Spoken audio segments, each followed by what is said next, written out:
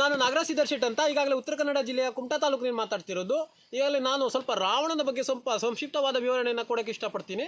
ಈಗಾಗಲೇ ರಾವಣನಿಗೆ ಒಂದು ಸೋಲಾಗಿರೋದು ಕಾರಣ ಏನಂದರೆ, ಆತ ಜಾತ್ಯತೀತನಾಗಿರೋದಿಲ್ಲ. ಯಾಕೆ ಕೇಳಿದರೆ, ಆತನಲ್ಲಿ ರಾವಣನಿಗೆ ಒಂದು ರಾಕ್ಷಸರ ಒಂದು ಸೈನ್ಯ ಬಲ ಇರ್ತದೆ ಬಿಟ್ಟರೆ ಬಾಕಿ ಜಾತ್ಯತೀತತೆ ಇರುವುದಿಲ್ಲ. ನಮ್ಮ ರಾಮನ ಹತ್ರ ಒಂದು ಅಳಿಲಾಗಿರ್ಬೋದು, ಮತ್ತೇನಂದರೆ ಜಾಮವಂತ ಆಗಿರ್ಬೋದು, ಮತ್ತೇಂದರೆ ನಮ್ಮ ಆಂಜನೇಯನಾಗಿರ್ಬೋದು, ಮತ್ತು ರಾವಣನ ತಂಬ ವಿಭೀಷಣನಾಗಿರ್ಬೋದು, ಎಲ್ಲರೂ ಸೇರಿಬಿಟ್ಟು ಒಂದು ಜಾತ್ಯತೀತತೆಯ ಒಂದು ಇದ್ರ ಮೇಲೆ ಅವರು ಸೈನ್ಯವನ್ನು ಮತ್ತು ರಾಮ ಸೇತುವನ್ನು ಕಟ್ಟುವಂಥದ್ದು, ಮತ್ತು ಅವರು ಸೈನ್ಯ ಬಲಾಢ್ಯವಾಗಿ ಸೈನ್ಯ ಕಟ್ಟುವಲ್ಲಿ ಸಹಕಾರ ಎಲ್ಲ ಜಾತ್ಯತೀತರನ್ನು ಆಗಿ ಮಾಡ್ತಾರೆ. ಆವಾಗ ರಾಮನಾದವನು ಯಾವುದೇ ರಕ್ತ ಸಂಬಂಧವನ್ನು ಕೇಳಲಿಲ್ಲ. ಈ ಕೋಮುವಾದಿಗಳು ಏನು ಕೇಳ್ತಾರೆ, ಅವರು ರಕ್ತ ಸಂಬಂಧವನ್ನು ಕೇಳ್ತಾರೆ. ಒಂದೇ ರಕ್ತ ಇದ್ದ ಕಡೆಗೆ ಯಾವುದೇ ರೀತಿಯಾದಂತಹ ಗೆಲುವು ಅಸಾಧ್ಯ. ಯಾಕಂದ್ರೆ ನೋಡಿ, ಈಗಾಗಲೇ ನಾವು ಹಲವು ಸಿಟಿಗಳಲ್ಲಿ ನಗರಗಳಲ್ಲಿ ಹೋಗ್ತೀವಿ, ಅಲ್ಲಿ ಜಾತ್ಯತೀತರು ಎಲ್ಲ ಜಾತಿ ಧರ್ಮದವರು ಇದ್ರೆ ಮಾತ್ರ ಅದೊಂದು ಸಿಟಿಯಾಗಿ ಗ್ರೋತ್ ಆಗ್ತದೆ, ಬಿಲ್ಡ್ ಆಗ್ತದೆ. ಇಲ್ಲಾದ್ಬಿಟ್ರೆ ಒಂದೇ ಸಮಾಜ ಒಂದೇ ಜನಾಂಗ ಇದ್ಬಿಟ್ರೆ ಅದು ಯಾವುದೇ ರೀತಿಯ ಬಿಲ್ಡ್ ಆಗೋದಿಲ್ಲ. ಮತ್ತು ಗರಂ ಮಸಾಲೆಯಲ್ಲಿ ಯಾವುದೇ ಒಂದು ರೀತಿ ಒಂದೇ ಪದಾರ್ಥ ಇದ್ದರೆ ಅದು ಗರಂ ಮಸಾಲೆ ಅಂತ ಹೇಳೋದಿಲ್ಲ. ಹತ್ತಲ್ಲ ಒಂದು ಪದಾರ್ಥಗಳಿದ್ರೆ ಮಾತ್ರ ಅದೊಂದು ಗರಂ ಮಸಾಲೆ ರೂಪದಲ್ಲಿ ಪರಿವರ್ತನೆ ಆಗ್ತದೆ.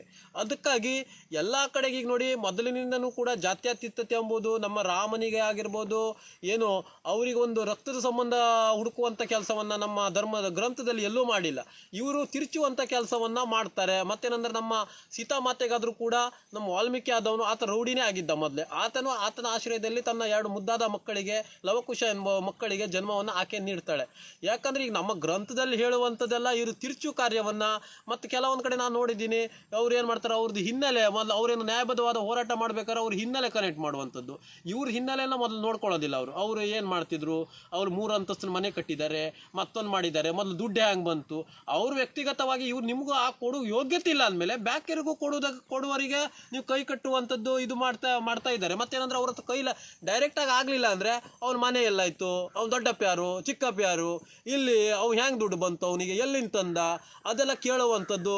ಮತ್ತೇನಾಗ್ತದೆ ಕೇಳಿದ್ರೆ, ಒಂದು ಮನೆ ಕಟ್ಕೊಂಡ್ರು ಕೂಡ ಕೆಲವೊಂದು ಜನರಿಗೆ ಈಗ ನೋಡಿ, ನಾವು ಸೌಜನ್ಯ ಪ್ರಕರಣದಲ್ಲಿ ಅವ್ರ ತಾಯರಿಗೆ 3 ಅಂತಸ್ತಿನ ಮನೆ ಕಟ್ಕೊಟ್ಟಿದ್ದಾರೆ ಅಂತೆಲ್ಲ ಹೇಳಿದ್ರು. ಈಗ ಅನುಕಂಪದ ಅಲೆಯ ಮೇಲೆ MLA ಮಾಡಿದ್ದಾರೆ, MP ಕೂಡ ಮಾಡಿದ್ದಾರೆ. ಜನ ಒಂದು ಮನೆ ಕಟ್ಟಿಕೊಡುವಂಥದ್ದು ಏನು ದೊಡ್ಡ ವಿಷಯ ಅಲ್ಲ. ಈಗ ಅವ್ರ ಮನೆ ಎಲ್ಲಿಂದ ಬಂತು, ಮತ್ತೊಂದು ಈಗ ನೋಡಿ, ತಿಮ್ಮು ರೌಡಿ, ಬಾಂಬೆದಲ್ಲಿ ರೌಡಿ ಇದ್ದಂತೆ, ಮತ್ತೊಂದು ಇದ್ದಂತೆ, ಇಲ್ಲ ಸಲ್ಲದ ಆರೋಪವನ್ನು ಹೊರಿಸ್ತಾರೆ.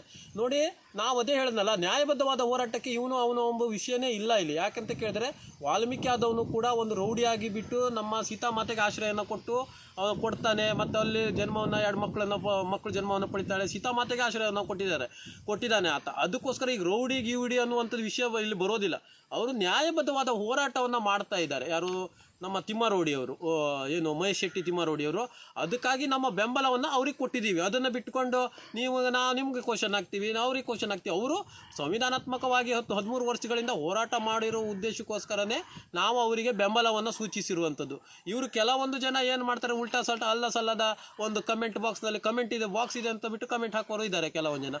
ಅವರಿಗೆ ನಾನು ತಿಳಿಸಿ ಹೇಳ್ತಾ ಇದ್ದೀನಿ, ನಾವೇನೋ ಅವರಿಗೇನೋ ಇದು ಮಾಡ್ತಾ ಇಲ್ಲ, ಅವರ ಪ್ರವೃತ್ತಿಯನ್ನು ಅವ್ರು ಕಾಣಿಸ್ತಾರೆ.